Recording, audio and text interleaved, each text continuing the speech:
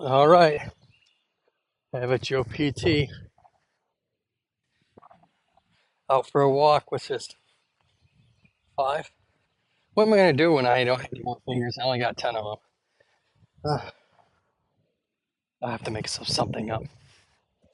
Uh, nice. All the flowers are out. See now, all the flowers in the neighborhood are out. Having a good time. Oh, here comes a car. Hopefully, don't run me over.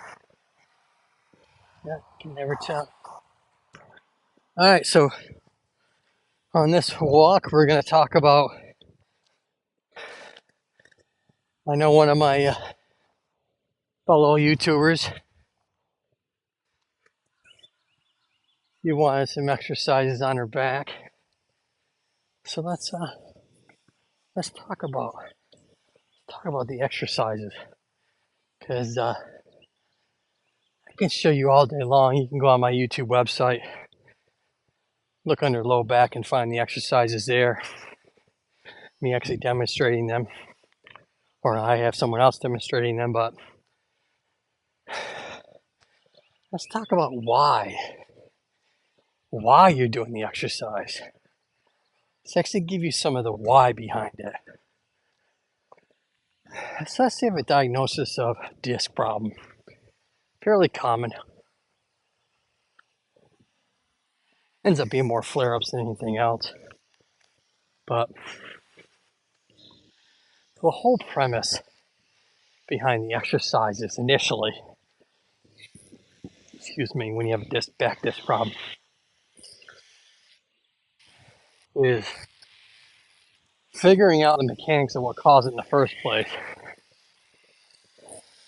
and then doing just the opposite. So initially,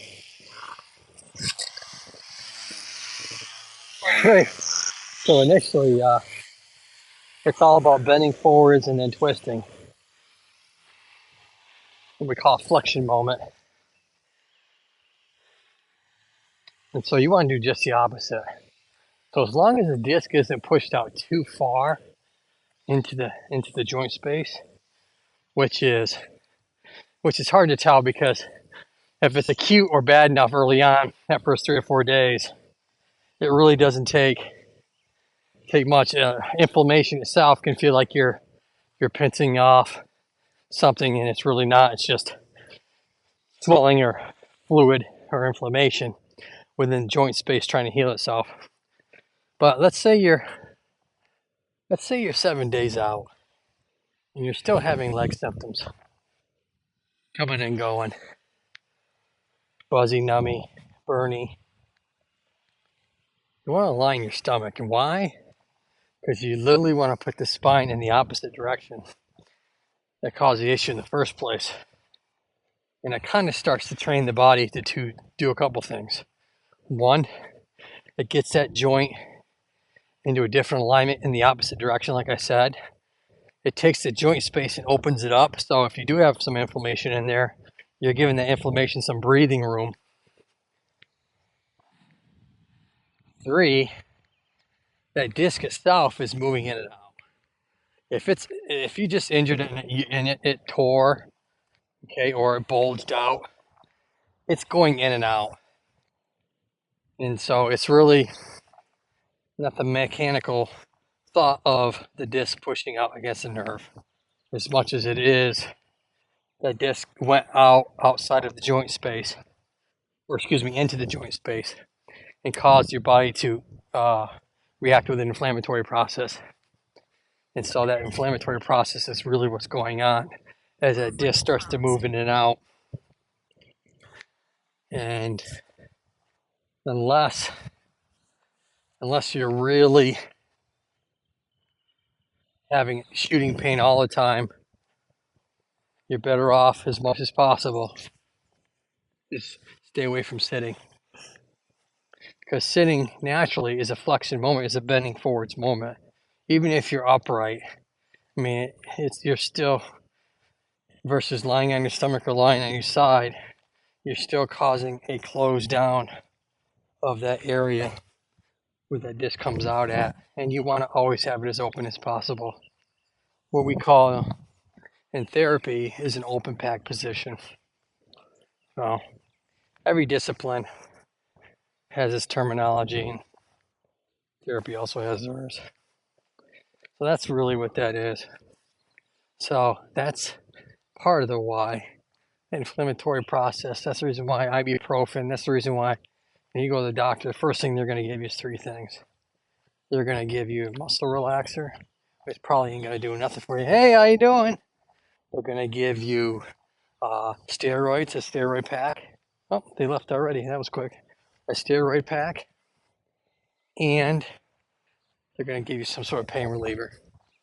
You know, there's a bunch of research out there that shows that ibuprofen and Tylenol is just as effective or even more effective than the narcotics, or excuse me, the narcotic or opiates, oxycodone, morphine, all those really strong medications that are really causing a lot of the pain.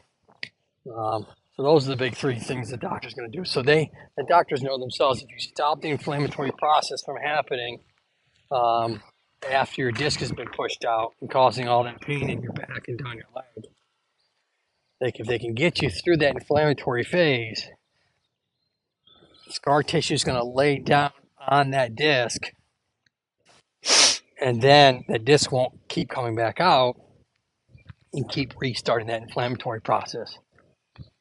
People have this thought with the disc is that it just goes out and it's just hitting everything. I mean, unless you've torn to where it's ripped off, the disc, is literally ripped off part of it and it's floating within the joint space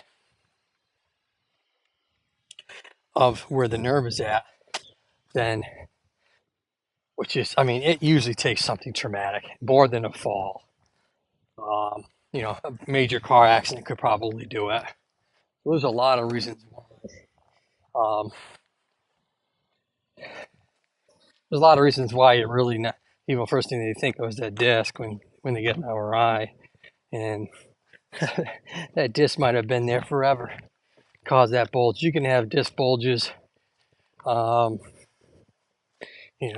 early teens, so it's not causing any symptoms at all. It isn't until you get that ripe old age in your late teens, early 20s, that the inflammatory phase really starts to kick in there. As I said before, the blood vessels start to recede from the disc itself, and now you're left with really just synovial fluid nourishing the disc. So yeah, when you're young, you can beat your body up a little bit, but you won't really pay for it later unless you really do bad damage. Like, I don't need to go into it this episode because I'm mainly talking about the disc, but ACLs of the knee, shoulder injuries from playing baseball, all those types of things that we'll probably talk about in the more walks we get in. So let's back to the disc here. So we already talked about you want to stay out of the position, that flexing position, or I call the letter C. You want to stay out of the letter C position with your spine. Always those first 3 days or so, that inflammatory phase where you're really hurting a lot. Stay away from static positions, sitting, standing. You want to walk as best as you can, short distances. Line your side, line your stomach with pillows. You can't over ice it because you want to shut down the muscle spasms, shut down the nerves, and shut down the swelling as much as possible. So that's what you want to do. People want to go to the heat. Heat's the worst thing you can probably do if you're having a nerve issue because heat speeds up things. You want to slow it down with ice. So that's the best thing I can say for an acute phase, that I've done myself plenty of times. I always do the combination of ibuprofen and Tylenol, and then the ice. I even did a little TENS. You can get those stimulation machines anywhere anymore. Heck, Amazon can get them for less than $10. I did a video probably a year and a half ago on that. And then once you're through that phase, people always think, oh, I'm done, I feel good. And this is where the problem happens more times than not, is they get through that first inflammatory phase and they're feeling better, nerve pain goes away, and then they're right back at it again. And scar tissue is not as strong as the initial tissue. It's about, when it's healed up, which usually takes 6 to 8 weeks, its tensile strength is never as strong as it used to be. So that means you have to compensate somewhere. In this case, either you stop doing the activity, which most times is not going to happen. You either have to increase strength around the area stronger than you were before to compensate for that loss in tensile strength and regain some flexibility around that joint space where you might not have had it before, and the joint space was taking all that pounding because of it. So that's the reason why physical therapy is so important. I think people really lose out on that piece of it. And so they just re-injure it and they're like, oh, therapy doesn't work. Therapy helped me and then I got re-injured again. Yeah, because you didn't understand the basic process of healing and what it really takes no matter what gets injured. So always remember that. Once you get injured, the old saying is correct. You're never as good as you used to be. And the referring there to is how much impact a particular structure can take after scar tissue's laid down, you know. And so that's the unfortunate piece of it. So on to the next thing. We talked about the acute phase. We talked about the importance of therapy after your symptoms have kind of gone away and why it's important to do that. That piece of therapy that's missed like 90% of the time, if not more. One, because compliance with therapy is poor. 1 out of every 3 are compliant. And of those compliant people, they'll only probably do 3 exercises. If you give them more than 3, they won't do any of them. So it's very important not only that you do the exercises, that you do them consistently, but that you progress the person. That's the missing key right there. Whereas we define nowadays, the terms are used as our prescription. What's your prescription, Joe, for this particular patient? This exercise prescription. I don't know. Terminology has changed. Since we can't prescribe drugs, we prescribe exercise. And yes, there is some research out there that shows that exercise is actually more effective if done correctly and progressed correctly than medications. So, but people would rather take a pill and have all the damn side effects of the pill than actually get their ass out and do what they're supposed to do, which their body was designed for in the first place. But that's a whole other story for another day. That's a good topic to talk about. If I remember that, I'll probably bring it up at one of these walks. But once you've quote unquote recovered from, haven't lost all my hair yet, had a guy a long time ago I knew, really good therapist. He said, you're gonna lose your hair someday. I'm almost 50 years old. I know, don't say it. I'm almost 50 years old and I haven't lost my hair yet. Anyways, so it's a bad camera angle, ain't it? Yeah, oh well. So getting out and walking. I've talked about this as I'm out here. You gotta get if you are in a type of job that's semi-sedentary and you're not getting up and moving throughout the day, you're not doing yourself any good for your back in this case. So you got to take the time for yourself. Not only is it probably therapeutically necessary mentally to unplug, so to speak, and it's also obviously physically, whether it's your muscles, whether it's your synovial fluid or your spine likes that rhythmic motion, so that you're getting the synovial fluid in and out, in and out, in and out of the body, like a pumping reflex. You want that coming in and out. And digestive system is good for, respiratory system is good for. Makes you younger longer, healthier longer.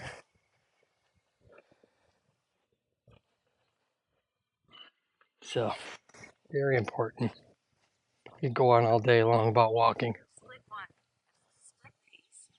Important thing as you get older, you young bucks, stay away from running on this type of surface. Now, many moons ago, it really wasn't that long ago, but they made all these schools tracks, rubber tracks. Everything was rubber tracks.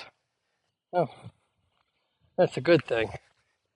But even running on a rubber track, though it is less compressive than asphalt or pavement, whatever you want to call it, still beats on those joints if you're running. So you're not doing your hips and your knees any good if you're running on this crap or concrete.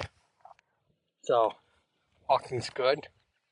You can do some fast walking, longer strides like I'm doing right now. Or, if you want to run on the grass. Most cushion that there is on the planet. So be good to yourself, because you only get one of these things. And hopefully you were lucky enough, genetically wise, to not have to start out with a crapshoot. So I'm going to sign off now. Until next time, look up and keep smiling. Bye, folks.